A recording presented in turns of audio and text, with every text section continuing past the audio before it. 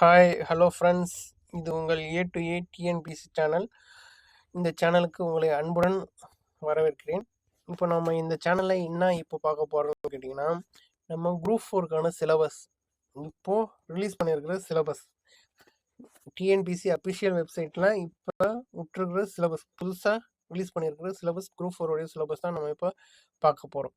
சிலபஸில் முன்னாடி இப்போ என்ன பார்க்க போகிறோம்னா, முன்னாடி இருந்த சிலபஸுக்கும் இப்போ இது விட்ருக்காங்கல்ல இந்த சிலபஸுக்கும் இதுக்கு முன்னாடி இருக்கிற சிலபஸுக்கும் என்ன வித்தியாசம், என்னென்ன சேஞ்ச் பண்ணியிருக்காங்க, முன்னாடி இருந்த சிலபஸில் என்ன மாற்றிருக்காங்க, என்ன மாற்றம் கொண்டு வந்திருக்காங்க, என்ன சேர்த்து வந்திருக்காங்க அப்படின்றத நம்ம இப்போ பார்க்கலாம் வாங்க. இப்போ டிஎன்பிஎஸ்சி குரூப் 4 சிலபஸில் தமிழுக்கு 100 மார்க் கேட்பாங்க, சரிங்களா?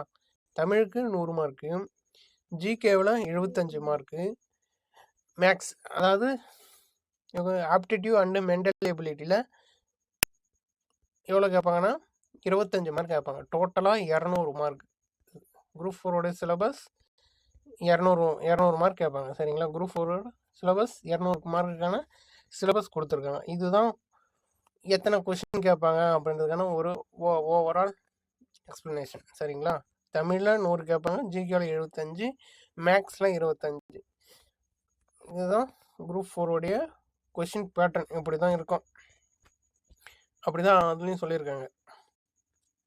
சரி, இப்போ இருக்கிற சிலபஸ்லேயும் அதான் சொல்லியிருக்காங்க, சரிங்களா?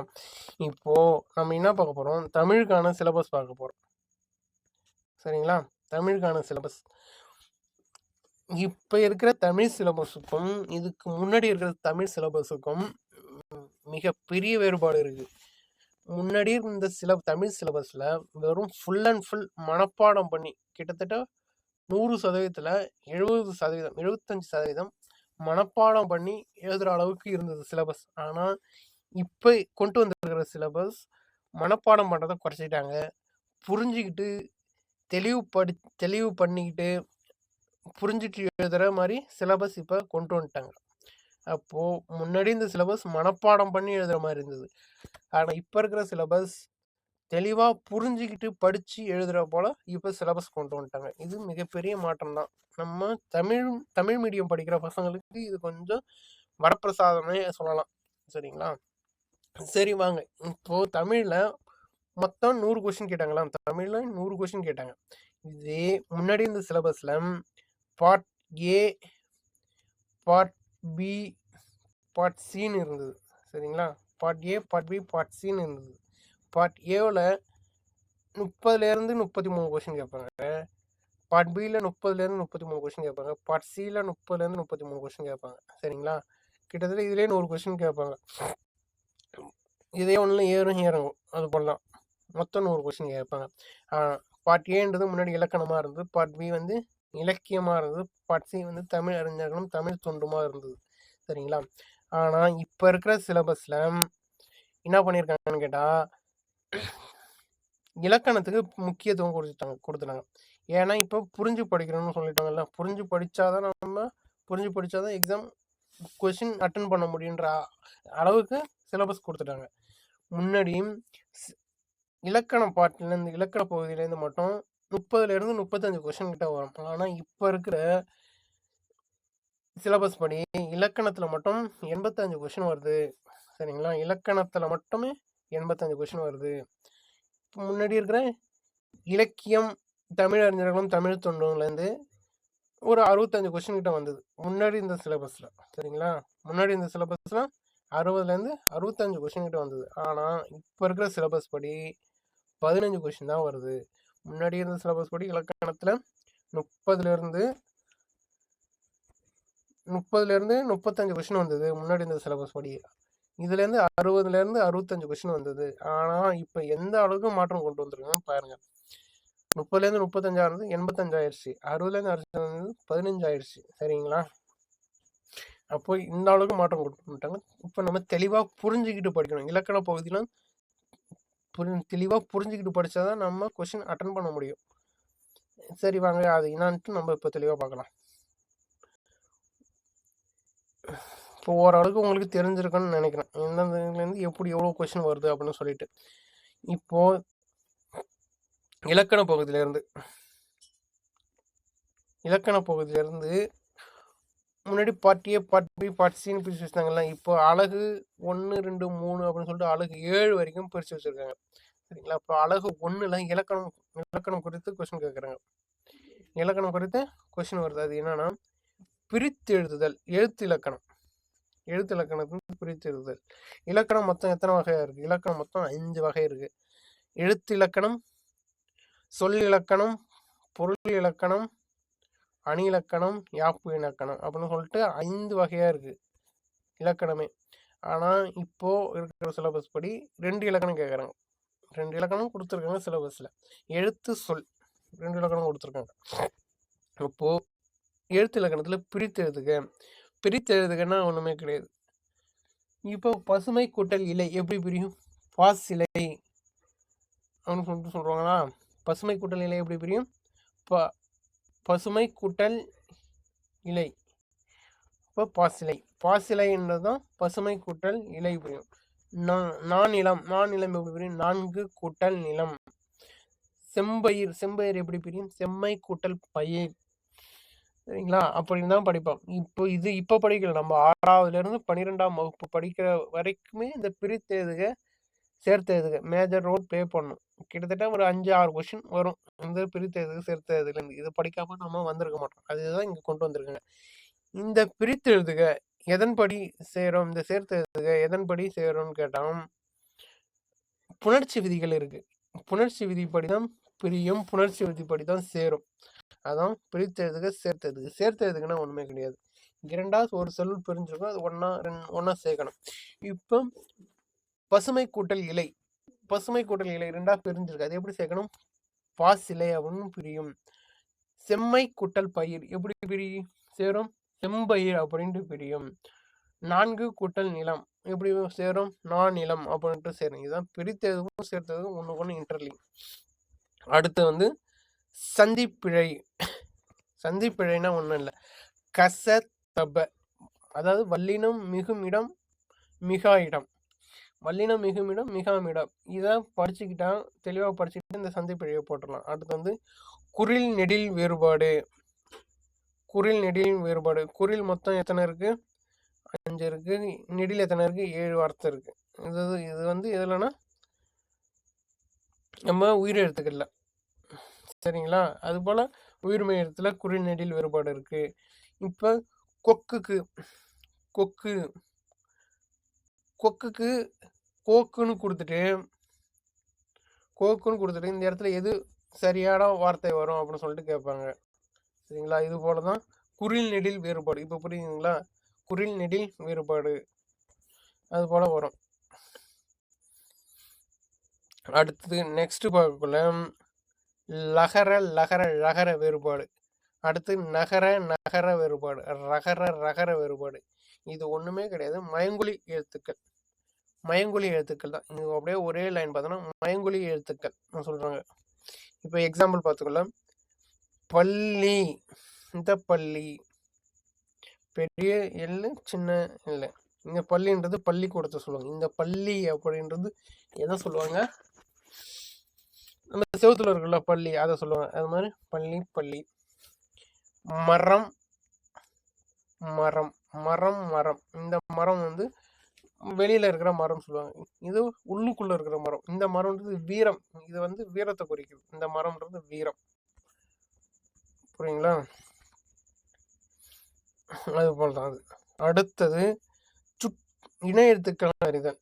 இணை எழுத்துக்கள்னா என்ன? ஒண்ணுமே கிடையாது. கசட தவிர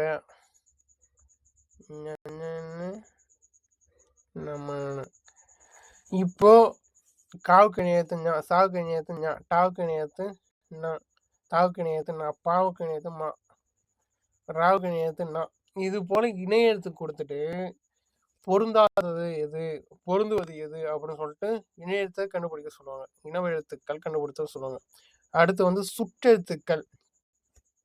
சுற்றெழுத்துக்கள் என்னன்னா ஆ, இ, உ. இதுதான் சுற்றெழுத்துக்கள். புரியுதுங்களா? இப்போ ஊன்ற சுற்றெழுத்து வழக்கத்துல இல்லை, அது ஆ, இ தான் இருக்கு. இப்போ இதெல்லாம் சொல்லுவாங்கன்னா இதுல பகுதியா இருக்கு. அகச்சுட்டு, அகச்சுட்டு, புறச்சுட்டு, அண்மை சுட்டு, சேமை சுட்டு அப்படின்னு சொல்லிட்டு சொல்லுவாங்க. அகச்சுட்டு, புறச்சுட்டு, சேமை சுட்டு அப்படின்லாம் சுற்றெழுத்துக்கள் இருக்கு. அதை பற்றி படிக்கலாம். அது படிக்கிறது தான் சுற்றெழுத்துக்கள் அப்படின்னு சொல்லுவாங்க. அடுத்து வினா எழுத்துக்கள். வினா எழுத்துக்கள் வினா எழுத்துக்கள் மொத்தம் 5 இருக்கு. 5 வகை கிடையாது, 5 வினா எழுத்துக்கள் இருக்கு. ஏ, யா, ஆ, ஓ, ஏ அப்படின்னு சொல்லிட்டு 5 வினா எழுத்துக்கள் இருக்கு. ஏன்றது ஒரு வினா எழுத்து, யா இதெல்லாம் ஒரு வினா எழுத்து. இதெல்லாம் இதை பற்றி படிக்க போகிறோம். அதுதான் வினா எழுத்துக்கள். இந்த வினா எழுத்துக்கள் எந்த இடத்துல வரும்? இப்போ ஏன்றது சொல்லுக்கு முன்னாடி வரும், சொல்லுக்கு பின்னாடியும் வரும். மற்ற எழுத்துக்கள் எல்லாமே சொல்லுக்கு முன்னாடி மட்டும்தான் வரும், சொல்லுக்கு பின்னாடி வராது அப்படின்னு சொல்ல முடியாது. இப்போ ஏன்றது 2 எழுத்துக்கள வரும். இந்த மற்ற எழுத்துக்கள் சொல்லுக்கு முன்னாடியும் வரும், சொல்லுக்கு பின்னாடியும் வரும். அதில் இருக்கிறது. சரிங்களா? அடுத்தது பார்த்தோன்னா அடுத்து ஒருமை பன்மை அறிதல். ஒருமை பன்மை அறிதல் அப்படின்னு என்னன்னா சிங்குலர் ஃப்ளூரல். இங்கிலீஷில் சொல்லுவது சிங்குலர் ஃப்ளூரல். இப்போ ஒருமை பன்மை அறிதல். மரம், மரங்கள் அப்படின்னு சொல்றாங்களா. பேனா, பேனா, பேனாக்கள். இந்த பேனான்றது சிங்குலர் ஒருமை, பேனாக்கள்ன்றது பன்மை, மரம் என்றது ஒருமை. ஒரு மரம் ஒருமை, பல மரங்கள் இருக்குனால அது மரங்கள். இது போல ஒரு சென்டென்ஸ் கொடுத்துட்டு அதுக்கான ஒருமை பன்மை திருத்த சொல்லுவாங்க. புரியுங்களா? அதான் ஒருமை பன்மை அறிதல். அடுத்து வேர்ச்சொல் அறிதல். வேர்ச்சொல் அறிதல் இது சொல்லு இலக்கணத்துல வேர்ச்சொல் அறிதல்.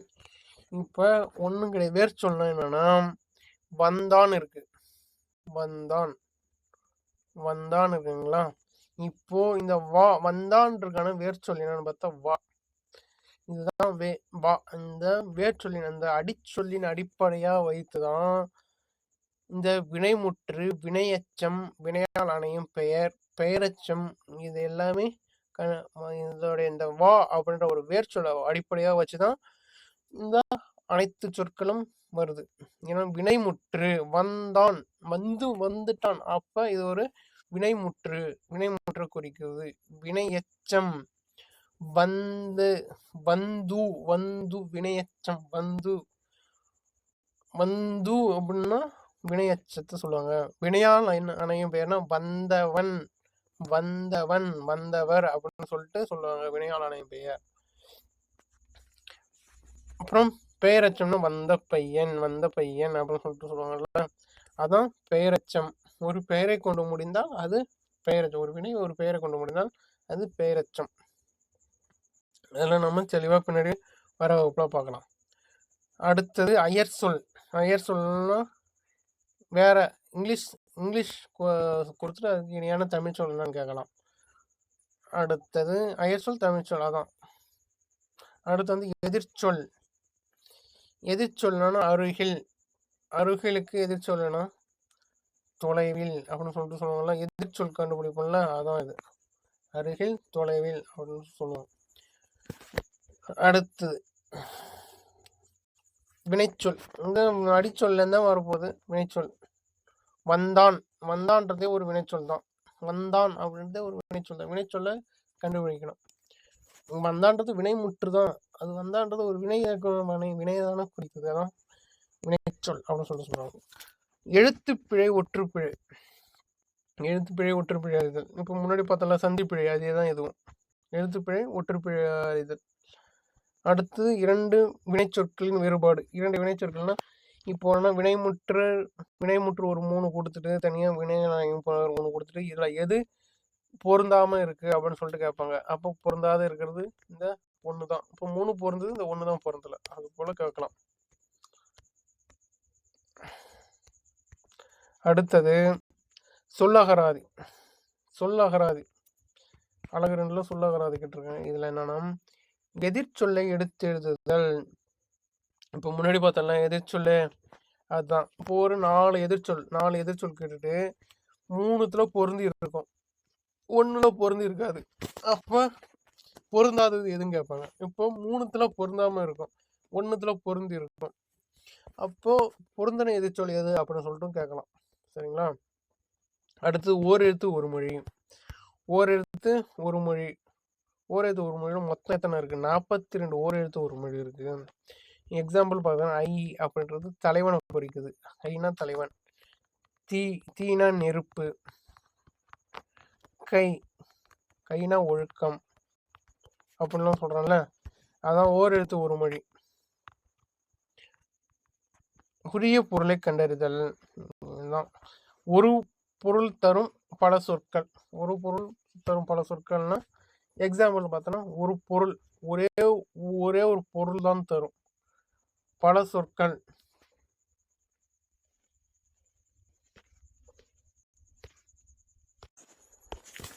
இப்போ காடுன்னு இருக்குன்னு வச்சுங்க. காடுன்றது ஒரு சொல். இது காடுன்றது ஒன்று.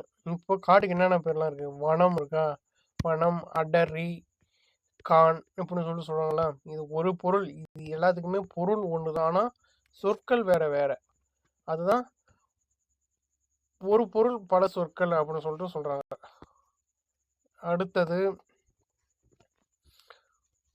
பொருந்தா சொல்லை கண்டறிதல். அதான் ஒரு பொருள் தரும் பல சொல்ல கொடுத்துட்டு இதில் பொருந்தா சொல் எது அப்படின்னு சொல்லிட்டு கேட்கலாம். அடுத்து அகர வரிசைப்படி. இதெல்லாம் பழசா இருக்கிறது தான், பழைய சிலபஸ்ல இருக்கிறது. அப்படி அகர வரிசைப்படி சொற்கள் கேட்கலாம். அடுத்து வந்து ஒரு பொருள் பன்மொழி. ஒரு பொருள் பன்மொழினா பலகை இருக்கா? பலகையை வந்து ஒரே ஒரு பிளெயினான பலகை அப்படின்னு சொல்லிட்டு சொல்லலாம். இது ஒரு பொருளா. அடுத்து பலர் கைகள் அப்படின்னு சொல்லிட்டு சொல்லலாம்ல. பலகைகள் பலருடைய கைகள் அப்படின்னு சொல்லிட்டு சொல்லலாம்ல. அதுதான் ஒரு பொருள் பன்மொழி அப்படின்னு சொல்றாங்க. இரு பொருள் குறிக்கும் சொற்கள். இரு பொருள் குறிக்கும் சொற்கள் அதான் இப்போ சொன்னாங்க. காடுக்கு வந்து வனம், அடரி அப்படின்னு சொல்லிட்டுலாம் இருக்குல்ல. இரு பொருள் குறிக்கும் சொற்கள். இரு பொருள் குறிக்கும் சொற்கள் அதாவது ஸ்லேடைன்னு சொல்லுவாங்க இது. இப்போ செங்கல்பட்டுன்றது எப்படி சொல்லுவாங்க? ஒன்று வந்து செங்கல்பட்டு. ஒருத்தர் யாராவது கேட்டாங்கன்னா என்னங்க ஒருத்தருக்கு தலையில காயம் இருக்கு, காயம் இருக்குள்ள என்னங்க தலையில காயம் அப்படின்னு கேட்குறாரு. அதே இன்னும் பக்கத்தில் ஒருத்தர் என்ன ஊருக்கு போறீங்க அப்படின்னு கேட்குறாரு. இப்போ அவர் ரெண்டுத்துக்கும் ஒரே பதில் சொல்லணும்ல. என்ன சொல்லுவார்? செங்கல்பட்டு அப்படின்னு சொல்லிட்டு சொல்லுவார்ல, அதுதான் அது. அப்போ அவர் செங்கல்பட்டு தலையில காயமாச்சு, அவர் வந்து செங்கல்பட்டுக்கு போறாரு அதான் சொல்றாங்க. இரு பொருள் குறிக்கும் சொற்கள். இரு பொருள் குறிக்கும் சொற்கள் செங்கல்பட்டு அப்படின்னு அதான். அடுத்து நெக்ஸ்ட் பேச்சு வழக்கு, எழுத்து வழக்கு.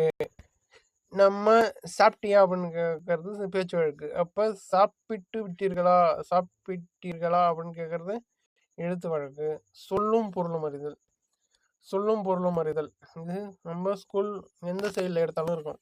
இப்ப மழைன்னா மாறி அப்படின்னு சொல்லிட்டு சொல்லுவாங்க.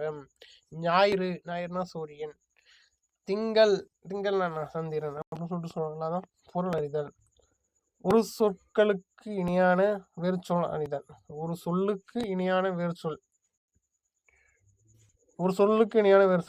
காடுன்னு இருக்கு. காடுக்கு இணையான வேர் சொல்லணும்னா வனம் சொல்லலாம், கான் சொல்லலாம், அடரின்னு சொல்லலாம். சரிங்களா? இதெல்லாம் இணையான வேறு சொற்கள். அதேதான் திரும்ப அதேதான் வருது. அடுத்து கோடிட்ட இடத்தை சரியான சொல்லை தேர்ந்தெடுத்து. பள்ளிக்கு சென்று கல்வி பயிலுதல் சிறப்பு அப்படின்னு சொல்லிட்டு அவங்களே ஒரு எடுத்துக்காட்டு சொல்லிட்டாங்க. பள்ளிக்கு சென்று கல்வி டேஷ் சிறப்பு. கல்வி பயிலுதல் தான் சிறப்பு. இதுதான். இன்று மழை பெய்தது, அதனால். இன்று மழை பெய்தது டேஷ் பள்ளிக்கு செல்லவில்லை, அதனால் பள்ளிக்கு செல்லவில்லை அப்படின்னு சொல்லிட்டு சொல்லுவோமா. அதான் அதனால் கன்ஜக்ஷன். இங்கிலீஷ்ல சொன்னா கன்ஜக்ஷன். இரண்டு லெட்டரை ஒன்னா சேர்க்கறது. அதான் இந்த இடத்துல. அப்போ இந்த இடத்துல புரிஞ்சுக்கிட்டா மட்டும்தான் இது எழுத முடியும்.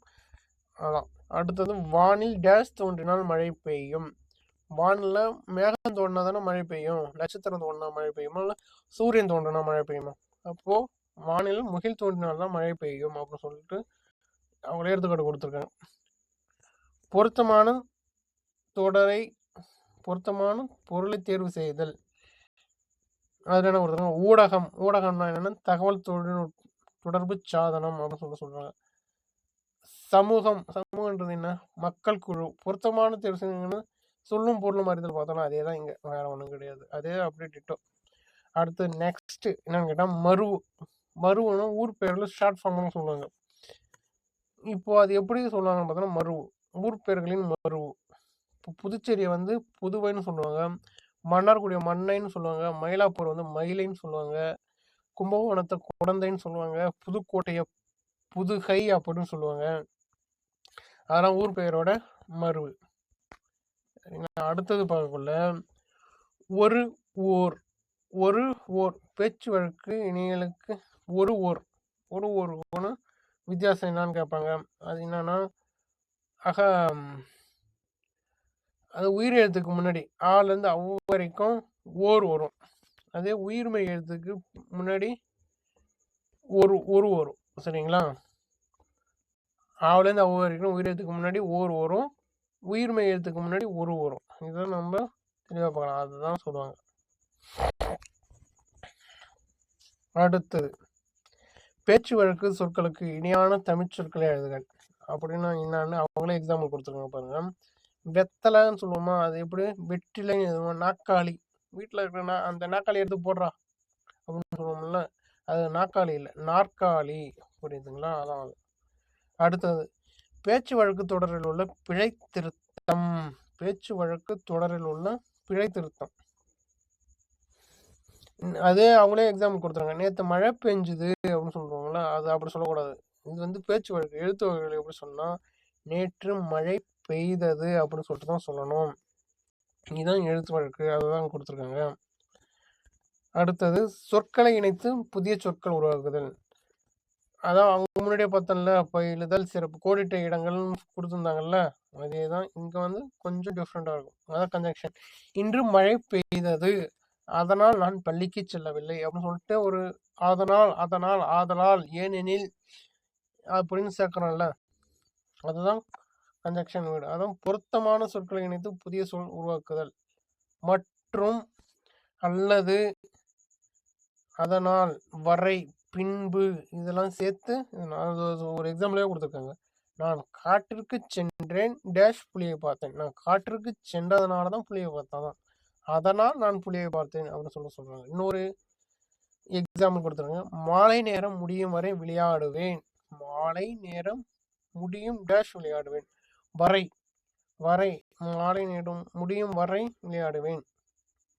இது எந்த இடத்துல வரை வரும், எந்த இடத்துல அதனால் வரும், எந்த இடத்துல மற்றும் வரும், எந்த இடத்துல ஏனெனில் வரும், எந்த இடத்துல ஆதலால் வரும், எந்த இடத்துல பிறகு வரும், எந்த இடத்துல இதுவும் இல்லை இருப்பினும் அப்படின்ட்டு வரும். இதெல்லாம் நம்ம தெளிவாக பின்னாடி பார்க்கலாம், கிளாஸ் எடுக்கக்குள்ள அப்போ பார்க்கலாம். சரிங்களா?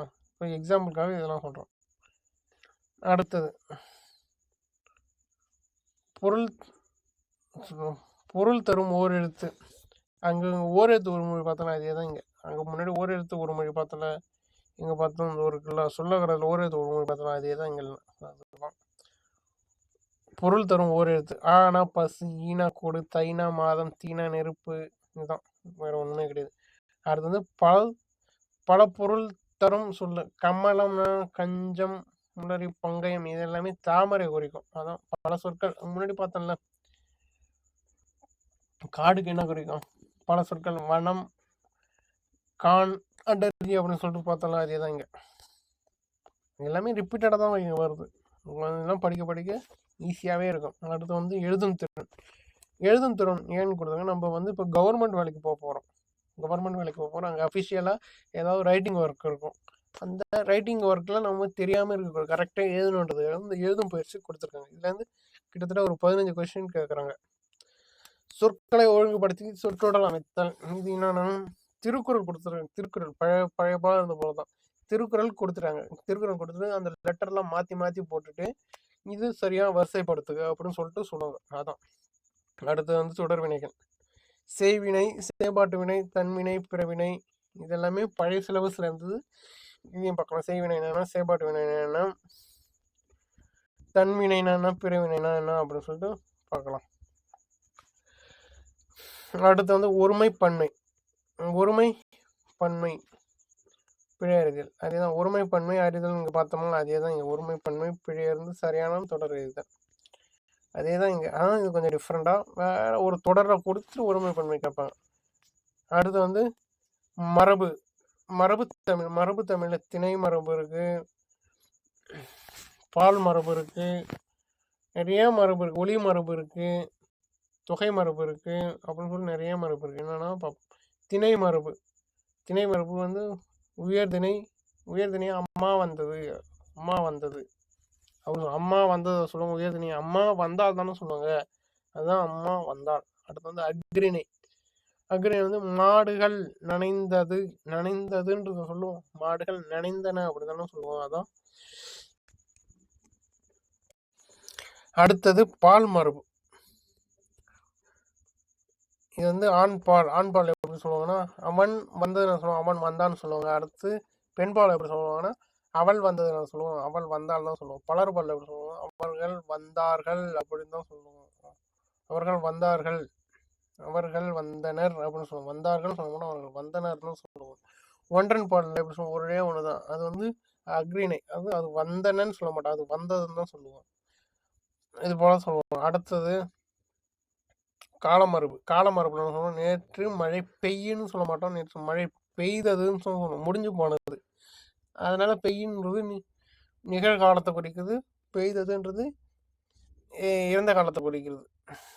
அது போல நேற்று வருவேன், நேற்று வருவேன் சொல்ல முடியும், முடிஞ்சு போனது நேற்று வந்தேன் தானே சொல்ல முடியும். அதான் இளமை மரபு. என்னன்னா பசுங்கன்று, ஆடு, குட்டி, சிங்க, குருளை, கீரி, பிள்ளை அப்படின்னு சொல்லிட்டு இளமை பெயருக்கு வந்து சொல்லுவோம். அடுத்தது ஒளி மரபுன்னு நாய் கத்தும், குயில் கூவும். நாய் கத்துனா சொல்லுவோம், நாய் குறைக்கும் தானே சொல்லுவோம். குயில் கூவும், மயில் அகவும் அப்படின்னு சொல்லுவோம்ல, புறா குணுகும் அப்படிலாம் சொல்லுவோம். அதுதான் இது ஒளி மரபு. வினை மரபு கூடை முடை, சோறு உண் அப்படின்னு சொல்லிட்டு, தண்ணீர் குடி, பால் பருகு அப்படின்லாம் சொல்லுவோம்ல, அதான் அங்கே வினை மரபு. தொகை மரபுன்றது கூட்டமா இருக்குது. மக்கள் கூட்டம் அப்படின்னு சொல்லுவாங்க. ஆட்டு மந்தை, கற்குவியல், நெற்குவியல் அப்படின்னு சொல்லுவாங்கல்ல, அதான் இது. இதெல்லாம் பழசுல இருந்தது. அடுத்து வந்து இது இப்போ புதுசாக என்ன, நிறுத்தல் குறியீடு. 4 புள்ளி, அரை புள்ளி, 3/4 புள்ளி, முற்றுப்புள்ளி, வேப்புக்குறி, வினாக்குறி, அமைவிடங்கள், இதெல்லாம் நம்ம இப்போ பார்க்கலாம். சரிங்களா? இதுக்கு இப்போ இம்பார்ட்டன்ட் கொடுத்துருக்காங்க. முன்னாடி இருந்தது தான், ஆனால் இப்போ கொஞ்சம் இம்பார்ட்டன்ட் கொடுத்துருக்காங்க. அடுத்தது அழகு 4 கலைச்சொற்கள். பல்துறை சார்ந்த கலைச்சொற்களை, அதாவது அறிவியல், கல்வி, மருத்துவம், மேலாண்மை, சட்டம், புவியியல், தொழில்நுட்பம், ஊடகம். இது ஒன்றுமே கிடையாது, டிரான்ஸ்லேஷன் தான். இங்கிலீஷில் கொடுத்துட்டு தமிழில் கேட்பாங்க, வேறு ஒன்றுமே இல்லை. அதான் சர்ச் இன்ஜின்னா என்ன, தேடுபொறி. அடுத்து வந்து வலசைனா மைக்ரேஷன், ஒவ்வாமைனா அலர்ஜி, மரபணுனா ஜீனு, கடல் மயில்னா நாட்டிக்கல் மயில் அப்படின்னு சொல்லிட்டு இங்கிலீஷில் சொல்லுவோம். அது இங்கிலீஷில் கொடுத்து தமிழில் என்ன தேர்ந்தெடுக்கன்ட்டு எழுதுவாங்க. அதான் கலைச்சொற்கள். புக்குக்கு பின்னாடி 6லேருந்து 12வது வரைக்கும் இருக்கிற ஒரு ஏழுக்கு பின்னாடி கலைச்சொற்கள் இருக்குது. அது எல்லாமே ஒன்றா மொத்தமாக தொகுத்து நம்ம கலைச்சொற்கள் பார்க்கலாம். சரிங்களா? அடுத்தது வாசித்தல், புரிந்து கொள்ளுந்திறன். ஏன்னா நம்ம ஒரு கவர்மெண்ட் ஆஃபீஸ் போகிறோம், இப்போ ஏதோ ஒரு ஜிஓ பாஸ் ஆகி வருது, இல்லை ஏதோ ஒரு லெட்டர் வருது, அதை நம்ம வாசிக்க தெரியணும். தெரிஞ்சு அதுக்குள்ள என்ன கண்டென்ட் இருக்கணும், புரிஞ்சுக்கணும் அப்படின்றதுக்காக தான் இந்த வாசிக்கும் திறனை இது நம்ம சிலபஸில் வச்சுருக்காங்க. அதான் இப்போ ஒன்றுமே இது வந்து நம்ம இதுக்கு ரொம்ப ஈஸியாக இருக்கும். இது நம்ம 10வது 11வது 12வது படிக்கிற காலகட்டத்தில் ஒரு பேரா கொடுத்துட்டு அதுலேருந்து ஒரு 5 கொஸ்டின் கேட்பாங்க. 5 கொஸ்டின் அந்த பேராவெல்லாம் இருக்கிற கொஸ்டினாக கேட்பாங்க. அது பதில் வந்து நம்ம அந்த பேராவை படித்து எழுதணும். அதே தான் இது புரிந்து கொள்ளும் திறன். அடுத்தது இதில் என்னன்னா மரபு தொடரின் பொருள் அறிதல், ஊமை தொடரின் பொருள் அறிதல். அப்படின்னா ஆகாய தாமரை போல. ஆகாய தாமரை போலன்னா இல்லாத ஒன்று தானே. ஆகாய தாமரைன்ற ஒன்று இருக்குமா, இல்லை, அதுதான் கேட்பாங்க. அது போல இது. அடுத்து வந்து பழமொழிகளின் பொருள் அறிதல். ஐயர் வரும் முறை அமாவாசை காத்திருக்குமா அப்படின்னு ஒரு பழமொழி இருக்குல்ல, அதோட பொருள் என்னன்னா ஒரு செயலை சீக்கிரம் செய்யணும், நீ செய்யலாம், காலம் உனக்காக காத்திருக்கிறது, காலம் போயிட்டே இருக்கும் அப்படின்னு சொல்றது தான் இந்த பழமொழிகளின் பொருள் அறிதல். அடுத்தது ஆவண உள்ளடக்கங்களை புரிந்து கொள்ளும் திறன். ஆவணம் உள்ளடக்கம் ஆவண உள்ளடக்கம்னா என்னன்னா, இப்போ ஆஃபீஸ் ரிலேட்டடாக என்னென்ன கோப்பு அப்படின்னு சொல்லிட்டு சொல்லுவாங்க, என்னென்ன ஃபைலு அப்படின்னு சொல்லிட்டு சொல்கிறோம்ல, அதை புரிஞ்சுக்கிற மாதிரி அதான் அது. அடுத்து வந்து எளிய மொழிபெயர்ப்பு. இதுவும் அதே தான், English to Tamil, Tamil to English, அதே தான் இது. ஆவணங்களின் தலைப்பு, கோப்புகள், கடிதங்கள், மனுக்கள், இதோட மொழிபெயர்ப்பு புரிஞ்சுக்கிறது, அதே தான். இப்போ நம்ம கவர்மெண்ட் ஆஃபீஸராக ஆக போகிறோம். அப்போ நம்ம ஒரு ஆஃபீஸில் இருக்கக்குள்ள அந்த இடத்துல லெட்ரு வரும், கோப்புகள் வரும், இந்த ஆவணம் ஆவணம் வந்து டேபிளில் இருக்கும், அது என்னன்ட்டு நம்ம புரிஞ்சுக்கணும். மனுக்கள் கொண்டு தருவாங்க, அது என்னன்ட்டு நம்ம புரிஞ்சுக்கணும். எந்த மொழியில் இருக்குது, எப்படி நமக்கு லெட்டர் வருது அப்படின்னு சொல்லிட்டு அதை படித்து புரிஞ்சுக்கிறது தான் இதை கொடுத்துருக்காங்க. சரிங்களா? இதோட இலக்கண பகுதி முடியுது. கிட்டத்தட்ட 85 கொஸ்டின் இதிலே கேட்குறாங்க. இலக்கணத்துலேயும் 85 கொஸ்டின் கேட்குறாங்க, முன்னாடி சொன்ன போல். ஆனால் இப்போது part B, part C, part சின்னு சொன்னல, இது எல்லாமே சேர்த்து முன்னாடி 60லேருந்து 65 கொஸ்டின் வரைக்கும் கேட்டுருந்தாங்க. இப்போ இது எல்லாமே ரெண்டுத்தையும் ஒன்றா சேர்த்து 15 கொஸ்டின் மட்டும்தான் கேட்குறாங்க. திருக்குறள் தொடர்பான செய்திகள், சரிங்களா? முன்னாடி 25 அதிகாரம் இருந்தது, முன்னாடி 25 அதிகாரங்கள் இருந்தது. ஆனால் இப்போ அந்த 25 20 குறைச்சிட்டாங்க. 20 அதிகாரமாக குறைச்சிட்டாங்க. இந்த 20 அதிகாரத்தில் என்ன இருக்கு, முன்னாடி இருந்தது கொஞ்சம் இருக்குது, இப்போ புதுசாகவும் கொஞ்சம் சேர்த்துருக்காங்க. ஒழுக்கமுடைமை, பொருளுடைமைலாம் ஆரம்பத்தில் இருந்து ஊக்கமுடைமை இருந்தது, விருந்தோம்பல் இருந்தது, அரண் வலியுறுத்தல் புதுசாக சேர்த்துருக்காங்க, ஈகை இருந்தது, பெரியாரை துணைக்கோடல் சேர்த்துருக்காங்க, வினை செயல் வகை இருந்தது, அவை அஞ்சாமை இருந்தது, கண்ணோட்டம் இப்போ புதுசாக சேர்த்துருக்காங்க, அன்புடைமையும் சேர்த்துருக்காங்க, கல்வி சேர்த்துருக்காங்க, நடுநிலைமை இருந்தது, கூடா ஒழுக்கமும் புதுசாக சேர்த்துருக்காங்க, கல்லாமை சேர்த்துருக்காங்க, செங்கோன்மை சேர்த்துருந்துருக்காங்க, பண்புடைமை இருந்தது, நட்பாறை சேர்த்துருக்காங்க, புறங்குறாமை இருந்தது, அருளுடைமை இருந்தது. சரிங்களா? இப்போ புறங்குறாமையும் சேர்த்துருந்துருக்காங்க. முன்னாடி இருந்ததுலாம் இப்போ கொஞ்சம் புதுசாக சேர்த்து 20 அதிகாரமாக கொடுத்துருக்காங்க. இப்போ ஒரு நாளைக்கு ஒரு அதிகாரம் படித்தா கூட நம்ம 20 அதிகாரத்தை சீக்கிரம் ஒரு மாதத்துக்குள்ள முடிச்சிடலாம். இந்த 20 அதிகாரத்துக்கான வீடியோ ஒன்று ஒன்றா ஒரு 2 நாளைக்கு ஒரு தடவை இல்லை டெய்லி கூட போடலாம். சரிங்களா? அடுத்தது பார்க்கக்குள்ள அறநூல்கள்ன்றது 15 கீழ்கணக்கு நூலில் வரும். 15 கீழ்கணக்கு நூலில் அறநூல்கள் வரும். முன்னாடி 15 மேல்கணக்கு நூலும் படிப்போம், 15 கீழ்கணக்கு நூலும் படிப்போம், அதில் 8 தொகை 10 பாட்டு படிப்போம், அறநூல்கள் என்னன்ட்டு படிப்போம். சரிங்களா? இப்போ அறநூல்கள்னு சொல்லிட்டு அவங்களே கொடுத்துட்டாங்க. அறநூல்கள் என்னென்ன கொடுத்துருக்காங்கன்னா, அறநூல் தொடர்பான செய்திகள், நாலடியார், நான்மணிக்கடிகை, பழமொழி, 400, முதுமொழி காஞ்சி, திருக்கடுகம், இன்னா 40, சிறுபஞ்ச மூலம், ஏலாதி, அதுக்கப்புறம் அவையார் தொடர்பான பாடல்கள். இது மட்டும் படித்தாலே அறநூல்கள் போதும். அவங்க கொடுத்த டாபிக்ல இதை மட்டும் படிச்சாலே போதும். அடுத்தது என்ன கேட்குறாங்கன்னா,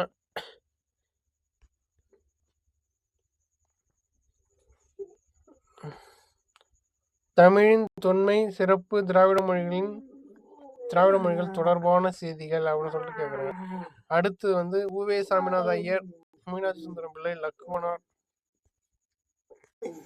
இவங்கெல்லாம் பாஸாக இருந்தாங்க தான். இப்போ புதுசாக என்ன சேர்த்துருக்கான்னு கேட்டால், நம்ம உருத்திரங்கண்ணனார் சேர்த்துருக்காங்க. உருத்திரங்கண்ணனார் என்னன்னா, முன்னாடி 10 பாட்டில் பட்டினப்பாளையம் எழுதியிருப்பாரு. அந்த பட்டினப்பாளையம் வச்சு தான் அந்த உருத்திரங்கண்ணனார் படிப்பேன். இந்த பட்டினப்பாளையம் கொடுத்து இது யாரு அப்படின்னு கேட்பாங்க, அது உருத்திரங்கண்ணனார். ஆனால் இப்போ என்ன சொல்லியிருக்காங்க, உருத்திரங்கண்ணன் ஒரு பேரே லைன் கொடுத்துருக்காங்க, அதனால பார்ப்போம். அடுத்து வந்து கீவா ஜெகந்த்நாதன், நாட்டுப்புறைகளின் தந்தைன்னு சொல்லுவாங்க. நாமக்கல் கவிஞர், காந்திய கவிஞர் வே ராமலிங்கனார் அப்படின்னு சொல்லலாம். இதில் வந்து பாவேந்தர் இருக்கும், டி.கே. சிதம்பரனார் இருக்கும், முடியரசன் இருப்பாங்க. முன்னாடி வாணிதாசன்லாம் இருந்தது, ஆனால் வாணிதாசன்லாம் இப்போ இல்லை, எடுத்துட்டாங்க. ஆனால் பாரதிதாசன் இருக்கிறப்ப பாரதியார் இருக்க மாட்டாங்க. தமிழ்ல பாரதியார் இல்லாத கொஸ்டின் வருமா அப்படின்னு நீங்க கேட்கலாம். பாரதிதாசன் இருக்காங்க, ஆனால் பாரதியார் இல்லை, ஏன் விட்டுட்டாங்க அப்படின்னு சொல்லிட்டு கேட்கலாம். இப்போ இந்த சிலபஸ் ரிவைஸ் பண்ணி வரக்குள்ள பாரதியார் சேர்க்கலாம். அப்படி சேர்க்காம இருந்தாலும் பாரதியார் இல்லாத தமிழ் கொஸ்டின் இருக்காது. ஏன்னு சொல்றேன்னா, பாரிதாசன் இருக்குல்ல, பாவேந்தர் பாரதிதாசன் யார் மீது கொண்ட பற்றின் காரணமா தன் பெயரை பாரதிதாசன் என மாற்றிக்கொண்டார்னு வரும். அப்போ பாரதியார்னு அந்த இடத்துல ஒரு பதில் இருக்குல்ல, இப்போ பாரதியார். சரிங்களா? அப்போ அந்த தமிழ் கொஸ்டின்ல பாரதியார் இடம்பெறும். பாரதியார் இடம்பெறாத இருக்காது. இங்க குறிப்பு கொடுத்துருக்காங்க. குறிப்பு என்னன்னு கொடுத்துருக்காங்கன்னா, அழகு 7. இந்த அழகு 7 இலக்கியப்பட்ட தமிழறிஞர்கள் தமிழ் தோன்றத்துல பாடத்திட்டம் 10ஆம் வகுப்பு வரையிலான புத்தகங்களை அடிப்படையாக கொண்டது. எஸ்எல்சி ஸ்டாண்டர்டும் கொடுத்துட்டாங்க. ஆனா நம்ம 11 12வதுல இருக்கிற இங்கு கொடுத்துருக்கிற டாபிக்ல எது கொஞ்சம் முக்கியமா இருக்கோ அதை 11 12 புக்ல நம்ம பார்த்துக்கலாம். 10வது வரைக்கும் படிச்சாலே போதும்.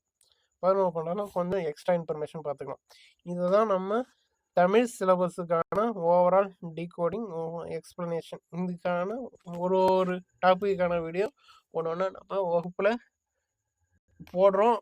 அதை பார்த்துக்கலாம். சரிங்களா? அதை பார்த்து ஃபாலோ பண்ணலே போதும். கொஞ்சம் எக்ஸ்ட்ராவும் படிச்சுக்கலாம் நிறைய சோர்ஸ்லேருந்து. இதுதான் தமிழ் சிலபஸுக்கான எக்ஸ்பிளனேஷன். அப்புறம் பின்னாடி ஜிகே எக்ஸ்பிளனேஷன் இப்போ மேலோட்டமாக பார்க்கலாம். இப்போது முன்னாடி வந்து ஜிகேவில் 75, மேக்ஸில் 25. அதில் எந்த மாற்றமும் கிடையாது. அது அப்படியே தான் இருக்குது. சரிங்களா? இப்போ ஜிகேவில் ஒன்று சேர்த்துருக்காங்க, ஒன்று பிரிச்சுருக்காங்க. பிரிக்கணும்னு சொல்ல முடியாது, எடுத்திருக்காங்க, சேர்த்துருக்காங்க. இதான் சொல்லலாம். எடுத்திருக்காங்க, சேர்த்துருக்காங்க. ஜென்ரல் சயின்ஸ்லேருந்து 5 கொஸ்டின் தான் கேட்பான்னு சொல்லிட்டாங்க. போன தடவை எவ்வளோ கேட்பாங்க? 7 to 8 கொஸ்டின் கேட்கலாம். இப்போ 5 கொஸ்டின் தான் கேட்பாங்கன்னு சொல்லிட்டாங்க ஜென்ரல் சயின்ஸில். அது மாதிரி யூனிட் 2ல் கரண்ட் அஃபேர்ஸ் இருக்குது. கரண்ட் அஃபேர்ஸ் எடுத்துட்டாங்க. சரிங்களா? கரண்ட் அஃபேர்ஸை எடுத்துட்டாங்க. கரண்ட் அஃபேர்ஸ் எடுத்துட்டாங்க. கரண்ட் அஃபேர்ஸ் வராதா அப்படின்னு கேட்கக்கூடாது. கரண்ட் அஃபேர்ஸ் கண்டிப்பாக வரும். ஏன்னா நான் பின்னாடி சொல்கிறேன்.